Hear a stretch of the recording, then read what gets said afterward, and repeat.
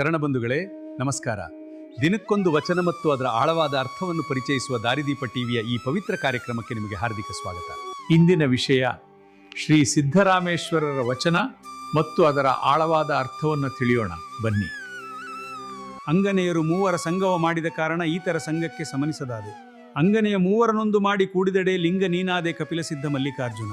ಸಿದ್ದರಾಮೇಶ್ವರರ ಈ ವಚನವು ಆಧ್ಯಾತ್ಮಿಕ ಸಾಧನೆಯ ಗೂಢಾರ್ಥವನ್ನು ಬಹಳ ಸುಂದರವಾಗಿ ವಿವರಿಸುತ್ತದೆ.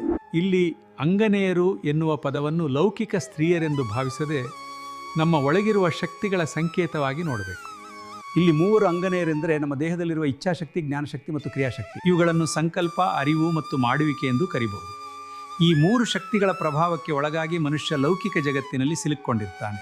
ಈ ಶಕ್ತಿಗಳು ಬೇರೆ ಬೇರೆಯಾಗಿ ಚದುರಿ ಹೋದಾಗ ಮನುಷ್ಯನಿಗೆ ಬೇರೆ ಯಾವುದೇ ಸಾಧಾರಣ ಸುಖಗಳು ತೃಪ್ತಿ ನೀಡುವುದಿಲ್ಲ ಅಥವಾ ಅವನು ಪರಮಾತ್ಮನ ಹಾದಿಯಿಂದ ದೂರ ಸರಿತಾನೆ. ಯಾವಾಗ ಸಾಧಕನು ತನ್ನ ಇಚ್ಛೆ, ಜ್ಞಾನ ಮತ್ತು ಕ್ರಿಯೆಗಳನ್ನು ಒಗ್ಗೂಡಿಸ್ತಾನೋ, ತಾನು ಬಯಸುವುದನ್ನೇ ಅರಿತು ಅದನ್ನೇ ಕಾರ್ಯರೂಪಕ್ಕೆ ತರುತ್ತಾನೋ ಆಗ ಭಿನ್ನತೆ ಅಳಿಯುತ್ತದೆ.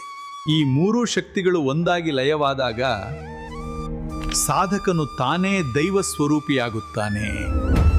ಅಂಗವು ಲಿಂಗದಲ್ಲಿ ಐಕ್ಯವಾಗುತ್ತದೆ. ಅಂದರೆ ಜೀವಾತ್ಮವು ಪರಮಾತ್ಮನಲ್ಲಿ ಸೇರಿ ನೀನೇ ಶಿವನಾಗುತ್ತೀಯ ಎನ್ನುವುದು ಇದರ ತಾತ್ಪರ್ಯ.